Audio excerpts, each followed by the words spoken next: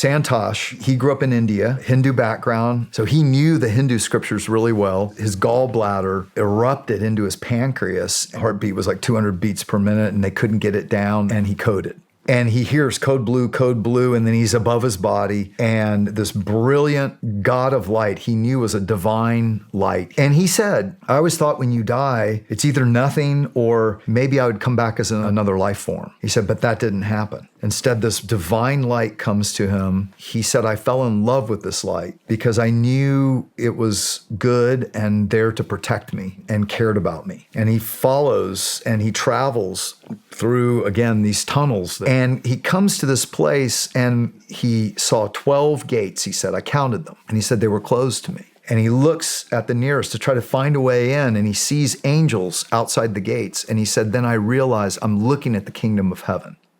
When a person dies, when their heart stops beating, no brain waves, say they have a heart attack, and they have a near-death experience, they say they leave their body. Usually they're initially up above their body in the room where their resuscitation is happening. And they commonly say, I was still myself. Most say I had a body, but it was like a spiritual body, not with 5 senses, more like 50 senses and blended senses, which that's hard to describe. What does that mean, blended senses?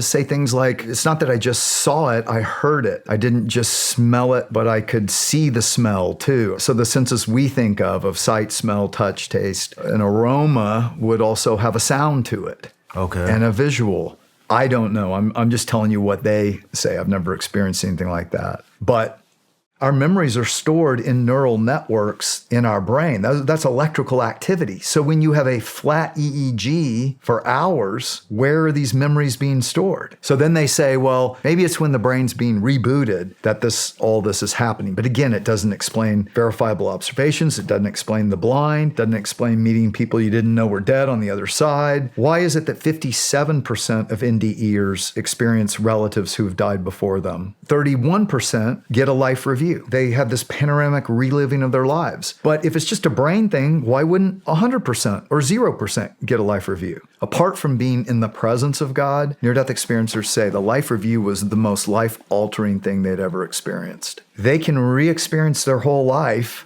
Like legitimately re-experience their entire life. Re-experience it. Not certain portions. No. Like from birth to death. Yes. And they say near-death experiencers are reticent to come forward. This is a sacred experience that is hard to describe in our three-dimensional terms. But even of those who have come forward, 23%, according to one study, came forward talking about having a hellish experience. For instance, I interviewed this atheist college professor. He was an art professor who was doing a tour with students in Europe. His lower duodenum ruptured. It was a weekend, so they couldn't find a surgeon. And after 8 hours, he died.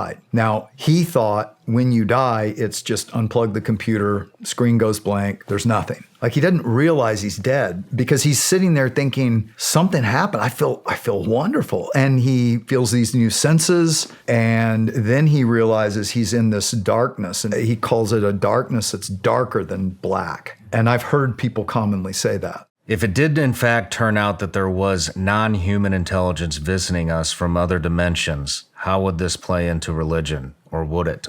Well, I think what near-death experiences tell us is that there are definitely other dimensions. There are definitely intelligences on the other side. And whether you label them as aliens or UFOs or whatever, I don't know. God is an incredibly creative creator. If there's a creator, we've cataloged 2 million species on planet Earth. But our scientists say they think there are probably 7 million species that we haven't yet discovered because we're discovering new ones at that rate every year. Wow. We're talking about a mind that is so creative. What people commonly say to me is that it was their whole life. And like Dr. Mary Neal said, it was like my life was laid bare for all its good and all its bad. Most people fear that. There are things in my life I don't want to sit there and watch before God. And then I started to realize, this is God. Do I really think I've been hiding? And that's the reality. No, he's been with you always. And when you start to realize the character of God, that God cares about us, like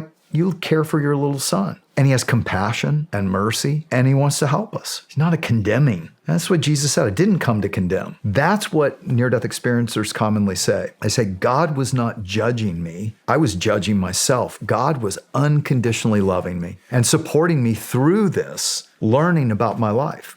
As evil seems to be increasing, I believe God is giving increasing testimony of his reality and goodness. And I think these near-death experiences all over the world are that. There's something that happened in 1948 that was a precursor to whenever the end is. In Isaiah chapter 11, God says to him, in the last days, I will put a sign before all the nations. Again, he's speaking to all the nations. People don't realize that about the Bible. He's always thinking about everyone. And he says, I will regather the scattered people of Judah, the Jewish people, from the four quarters of the earth, so north, south, east, and west, and reestablish them in their land again, and they will never be displaced again.